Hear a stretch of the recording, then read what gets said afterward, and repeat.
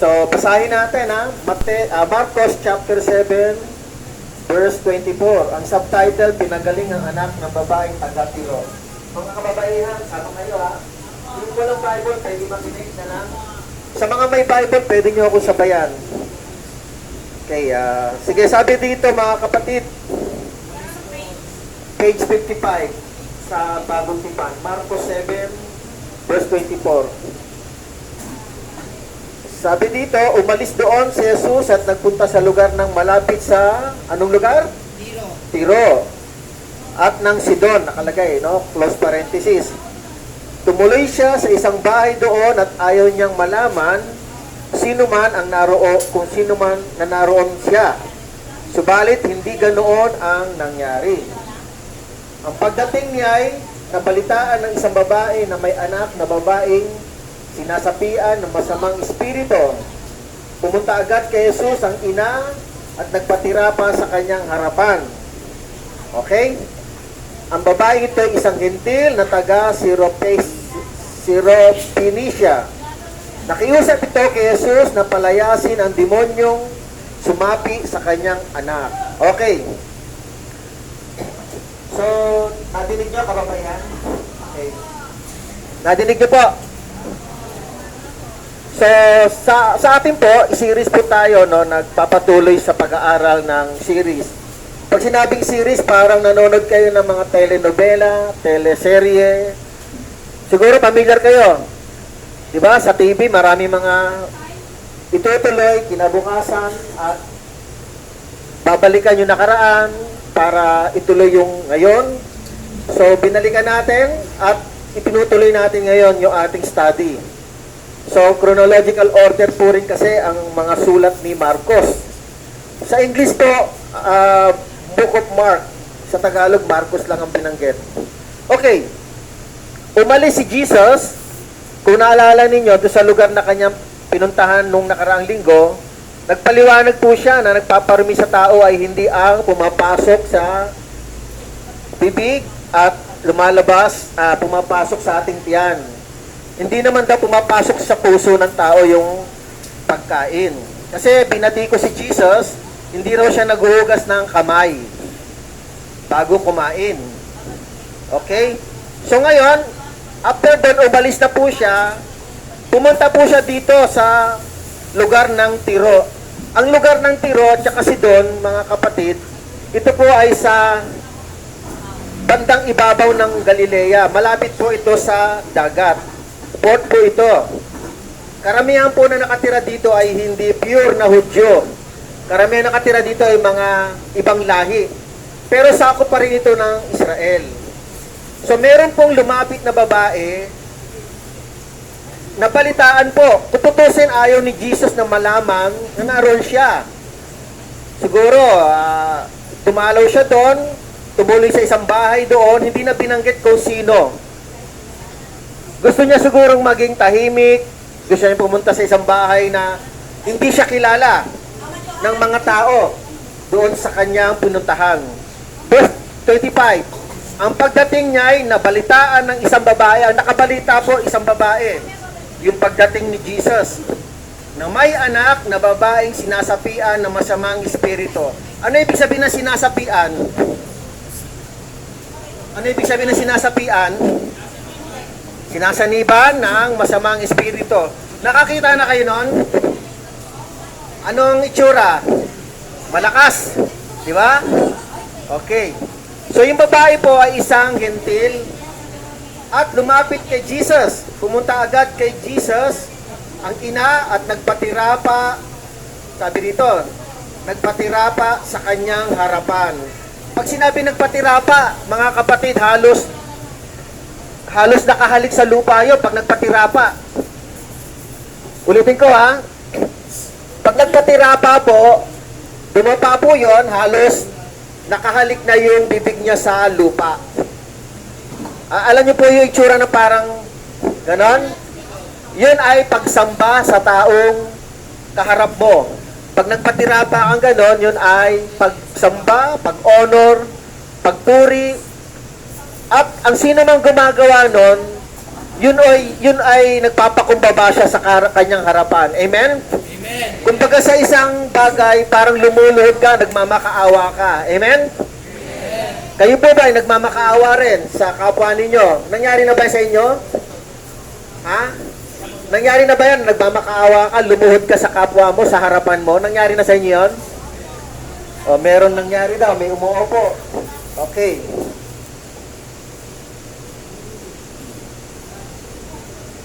So, ito pong babae dahil dumapak ni Jesus, meron siyang hinihiling.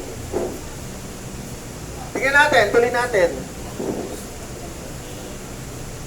Ang babae ito ay isang hentil na taga Syrophoenicia, isang lugar sa Tiro.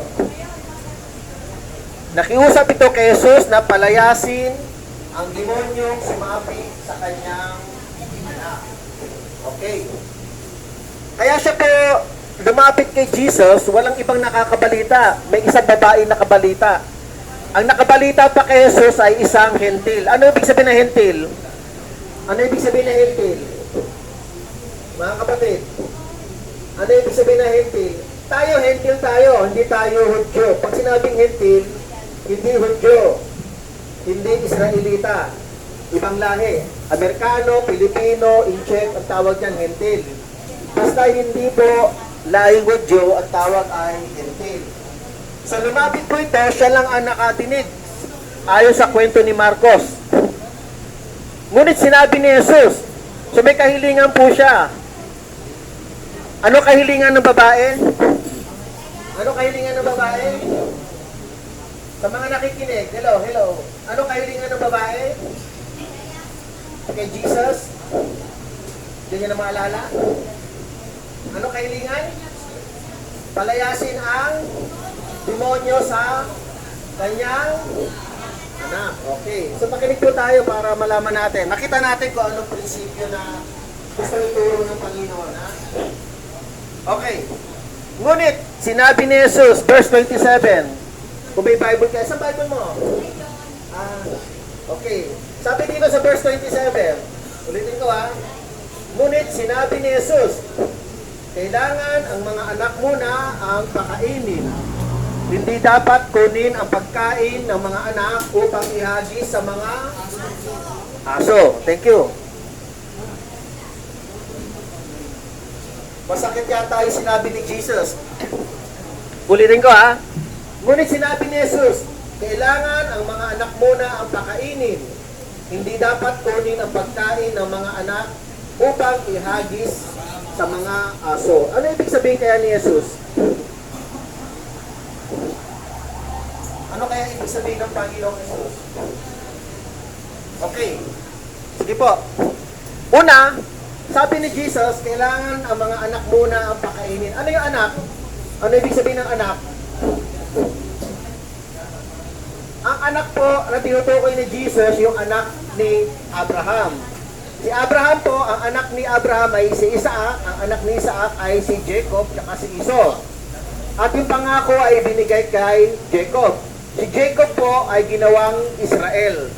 Binago po ang pangalan ni Jacob, ginawa po siyang Israel. So ang sinasabi po dito, yung anak po muna ang pakainin, yung mga Israelita muna. Amen? Ang Israelita muna ang makikinabang sa kahilingan ng babae. Okay. Pero ang tanong dito, ang kahilingan ng babae, pagalingin yung pagalingin yung anak niya. Hindi naman hinihingi ng babae na pagkain. Di ba? Napansin niyo po ba? Ang hinihingi ng babae ay kagalingan. Pero bakit sinabi ni Jesus pagkain? Dapat kailangan mo nang pakainin ang anak. Alam niyo po, ang mission ni Jesus sa lupa, ang mission niya po ay para sa mga Israelita. Yun ang unang mission niya. Ang mission ng Diyos ay para makinabang ang Israelita sa pagpapagaling ni Jesus, sa pagpapakain ni Jesus, sa benepisyo ng aral ni Jesus. Ang pangunahing, ulitin ko po, ang pangunahing makikinabang ay yung anak ni Israel. Yung anak ni Israel. Nakuha niyo po? Siya ang makikinabang. Kaya nga sinasabi dito ni Jesus, hindi kailangan ibigay sa mga hindi kailangan ang mga anak muna ang pakainin. Pag sinabi pakainin, siguro marahil ang sinasabi ni Jesus ay yung makinabang sa kanyang mga salita. Dahil ang salita ng Panginoon ay bumubuhay din sa tao. Sabi nga ng Mateo 4:4, hindi lang sa tinapay nabubuhay ang tao, kundi sa bawat salitang lumalabas sa bibig ng Diyos. Amen po ba ron? Sa likod, nakakaabot ba dyan? Dinig po ba sa likod? Okay. So ngayon, ano sabi ni Jesus? Tuloy ko lang, hindi dapat kunin ang pagkain ng mga anak upang ihagi sa mga aso. Sino yung aso tinutukoy dito ni Jesus? Sino yung aso na tinutukoy ni Jesus? Ako hindi po? Makinig lang po tayo. Isa lang tayo dito. Mamaya, maraming oras sa kwentuhan, ha? Maraming oras sa kwentuhan. Konti lang tayong oras sa pakikinig, ha? Ang pakikinig po ang mas importante, sabi ng Bible. Kailangan tayo ay mabilis sa pakikinig at marahan sa pagsasalita. Dahil ang pakikinig ay mahirap gawin kaysa minsan nagsasalita tayo. Marami pong tao hindi nakikinig kaya napapahamak. Amen? Siguro kung kayo po ay nakinig ng salita ng Panginoon, baka wala kayo dito. Amen? Nangiwala ba kayo doon? Kaya nga pag may dumarating dito para mangaral ng salita ng Panginoon, pakinggan natin, ha? Amen? Siguro wala pa namang isang oras to. Mahaba yung oras ninyo sa kwentuhan. Mahaba ang oras ninyo sa mga pakikinig ng kwento, kasaysayan ng buhay. Marami pong oras para sa panonood. Pero oras sa pakikinig talaga, maraming kulang. Amen? Yun ang kakulangan natin. Kaya kahit po kayo makinig, unawain natin ang salita ng Panginoon. Okay, sino po ba tinutukoy dito aso? Ha? Sino tinutukoy aso? Hindi, sa kwento. Sino kausap ng babae ni Jesus? Sino kausap ng ni Jesus? Hindi. Babae. Okay, tuloy ko lang, ha. Alam niyo po, sa Jewish tradition, ang pagkakakilala nila, ang mga hentil po ay tinuturing nilang aso. Tayo. Amen? Amen. Para sa kanila, in first century, noong panahon nun, ang mga hentil tulad natin ay aso. Parang pangit pakinggan, no? Pero ito po ay metaphor. Ito po ay, ano ibig sabihin ng metaphor? Kawikaan din po nila ito. Okay? Bakit pa tinuring na aso yung hentil? Kasi po, tinuturing nila na hindi malinis. Spiritually speaking, the Gentile people is unclean spiritually. Amen? Basahin ko lang po yung Kawikaan. Kawikaan chapter 26 verse 11. Sabi po dito, Kawikaan chapter 26 verse 11. Sabi po dito, ang tao na nanatili sa kanyang kahangalan ay tulad ng aso. Amen? Ang sariling suka ay binabalikan nito. Tama ba yun? Di ba yung pag sumusukay aso, kinakain ulit? So yun ang ibig sabihin ng tinatawag na Proverbs. Tinatawag na Proverbs metaphor. Na ang aso po ay pag kumakain po sila at nasuka, kinakain ulit yung isinuka. Di ba? Malinis ba tawag doon o marumi? Marumi.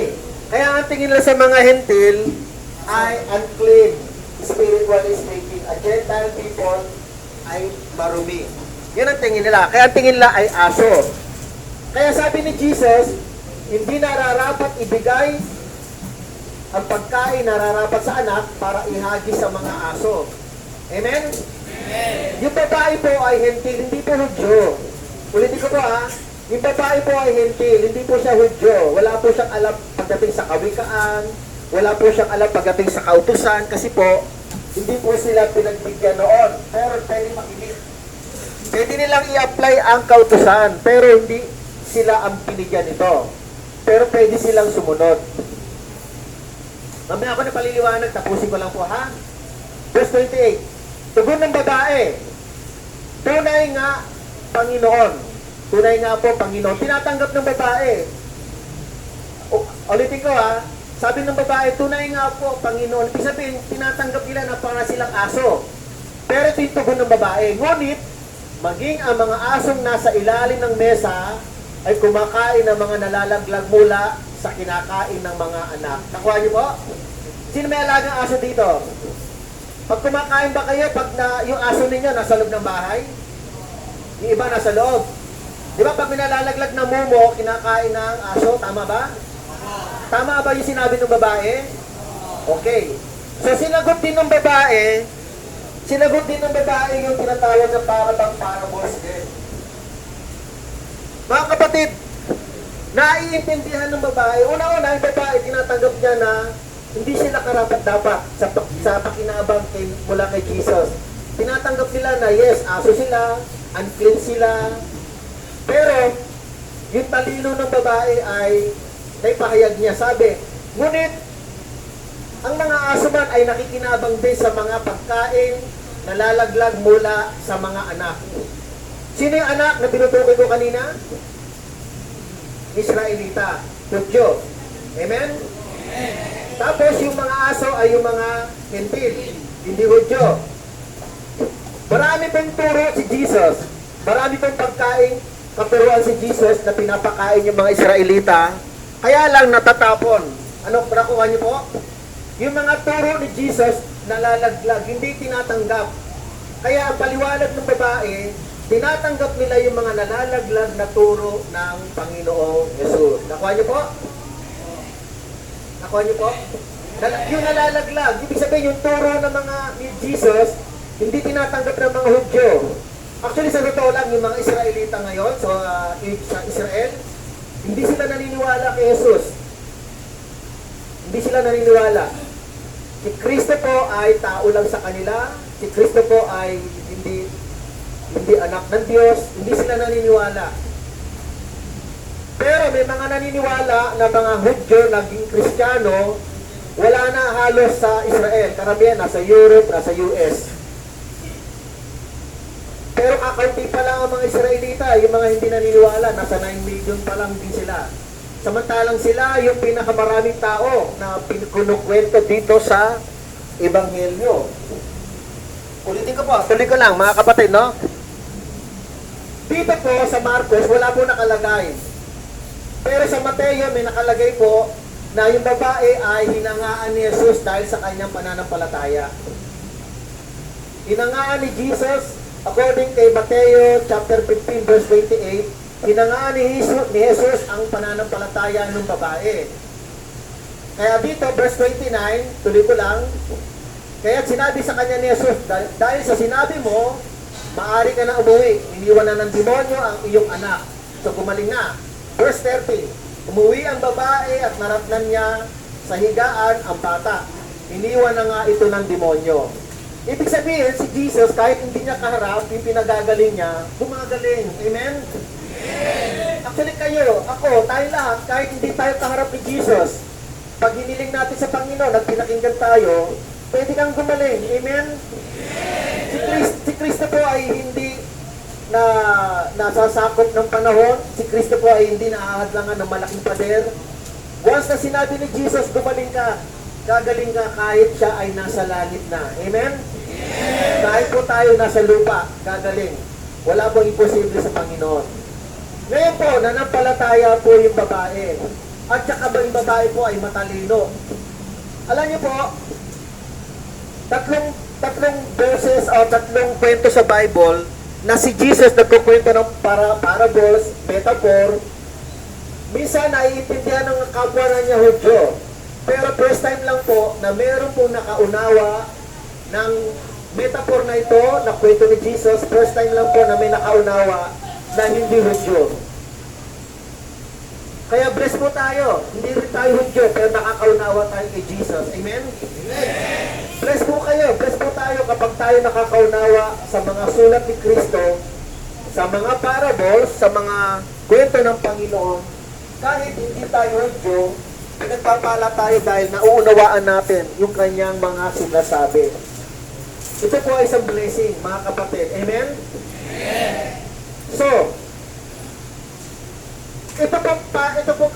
ito ay ginamit din ni Pedro. Okay, ano yung sinabi ko kanina? Kawikaan 26:11, balikan ko lang ha. Sabi sa Kawikaan 26:11, ano yun na, balikan lang natin yung example ng Kawikaan.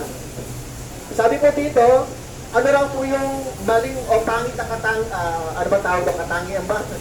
Ano po yung negatibong sinasabi tungkol sa aso? Sabi dito, ang tao na nanatili sa kanyang kahangalan ay tulad ng aso. Ang sariling suka ay binabalikan nito. Ibig sabihin, marumi. Yun ang tingin ng mga Hudyo sa mga Gentil na hindi Hudyo. So ngayon, nanampalataya yung babae kay Jesus. Nakikinabang din sila ng mga turo ng mga Panginoon sa mga Israelita na nalalaglag na mga pinupulot naman ng mga ibang tao, ibang lahi. Tulad na sinasabi ko sa inyo, tayo rin ay nakikinabang sa mga aral ni Jesus.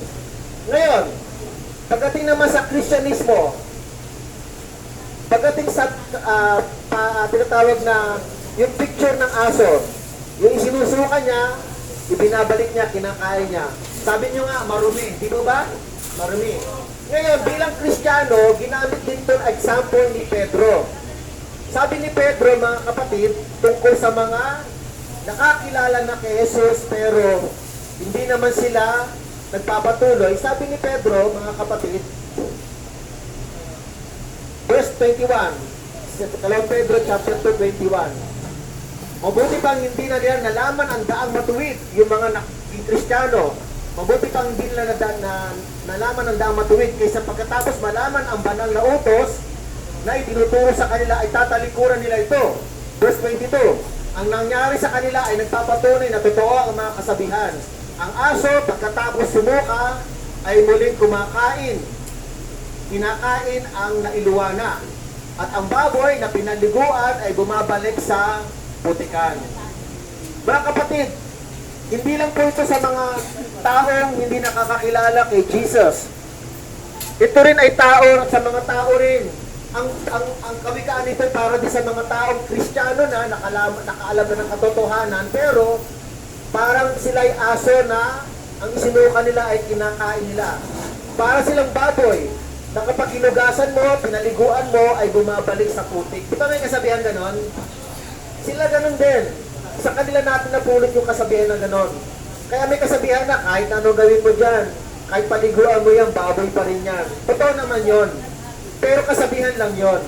Pero mga kapatid, ako po'y naniniwala, kapag ang tao po ay seryosong gusto magbago, gusto makadinig ng katotohanan mula sa Panginoon, at nagpapatuloy, hindi ka nagbabalik sa pusali. Amen? Amen. Ang isinuka mo ay hindi mo nakakainin. Ang lahat ng kasalanan ipinagsisi mo sa Panginoon ay hindi mo na gagawin. Amen po, Baron? Sa totoo lang, kasama kayo sa mahal ng Diyos, minamahal ng Diyos. Sabi ni Jesus, ako'y nagutom, pinakain nyo. Ako ay dayuhan, pinatuloy ninyo. Ako ay nakasakit, pinalaw ninyo. Ako ay nabilanggo, pinalaw din ninyo. Kasama kayo sa tinatawag na 6 corporate love and mercy of God. Amen? Amen. Kaya may mga pastor na nagtuturo sa kulungan, sa custodial facilities. Bakit? Kasi utos po ng Panginoon yun. Kayo ay dalawin at tulungan na makadinig na salita ng Panginoon. Kaya po may mga dumadalaw dahil utos po yun ng Panginoon. Amen? Amen. Kaya sayang po kung hindi nyo pakikinggan yung salita ng Panginoon. Para kami inutusan ni Lord para iparating sa inyo yung pagmamahal niya. Ang pagmamahal ng Panginoon ay para sabihin, ikwento yung kanyang pag-ibig sa inyo. Kaya lang, kung hindi naman kayo nakikinig, parang hindi nyo na rin pinakinggan ng Panginoon. Amen? Amen. Hindi nyo ako nire-reject. Kahit i-reject nyo po ako, hindi ako magagalit. Kaya lang, minsan, pag nire-reject natin ang salita ng Panginoon, siyempre nakakasama ng loob. Amen? Amen. Ako ay sumasama ang loob, hindi sa sarili ko dahil wala naman akong silbi. Sumasama ang loob ko dahil nahihiya ako sa Panginoon. Amen? Kapag hindi ninyo siya pinakikinggan, nakakaya sa Kanya. Wala naman tayong pinanggalingan kundi sa Diyos. Sino ba lumikha sa inyo? Si Satan ba o ang Diyos? Diyos! O, yun pala eh. Bakit bakit tayo parang hirap na hirap makinig sa salita ng Panginoon? Huwag natin panghinayangan, mga kapatid. Tandaan po natin, kapag ang salita ng Panginoon ay tinatanggap natin, pinakikinabangan natin, tutulungan ka ng Panginoon, makalaya dito, mabago ang buhay mo, paglaya mo, tutuloy-tuloy ng Panginoon yan. Basta nagsisikap ka rin sa buhay mo na magbago. Ang Diyos ay hindi matipid magbigay ng biyaya. Amen? Amen! Hindi po siya barat magbigay ng biyaya. Sagana ang biyaya ng Diyos. Kaya lang ang problema, ang tao po ang ayaw tumanggap, ang tao po ang ayaw magsikap, magbago. Nasa atin na po yun. Kaya kapag ang tao po ay napunta ng impyerno, hindi na kasalanan ng Diyos yun. Kasalanan na natin yun. Amen? Kasi yun ang pinipili natin eh. Pero totoo niyan, mahal tayo ng Panginoon. Nagsisikap siyang iahon tayo sa buhay na ganito. Pero ang iba naman, pinipilit na ilubog ang kanyang sarili. Huwag naman. Kahit na paano, mahalin mo yung sarili mo. Amen? Mahalin mo ang Panginoon para lalo kang matulungan ng Panginoon. Amen po ba ron? Ito pong Biblia ay ginawa para sa atin. Hindi ito po ginawa para sa hayop. Hindi naman nakakadinig at nakakaunawa ang hayop. Ito po ay para sa tao, para sa ating lahat. Kaya pag may Bible kayo, basahin niyo po yan. Yan ay pag-ibig ng Panginoon. Kaya po na kami naririto para iparating yung kanyang pag-ibig. Amen? Huwag kayong magagalit kung minsan nasasabihan ko kayo ha. Ha? Para sa ating lahat yun. Kasi kailangan natin makinig sa salita ni Lord para tayo ay matuto sa Kanya. Tandaan niyo po, walang sino man na hindi inibig ng Panginoon. Lahat ng ginawa ni Jesus, siya namatay at muling nabuhay ay para sa inyong lahat. Para sa ating lahat. Ang sakripisyo niya, ang dugo niya, ang pagkamatay niya ay para sa inyong lahat. Amen? Amen! Huwag natin sayangin yun. Biyaya na yun. Kaligtasan na yun. Sige po, manalangin po ako. Mga kapatid,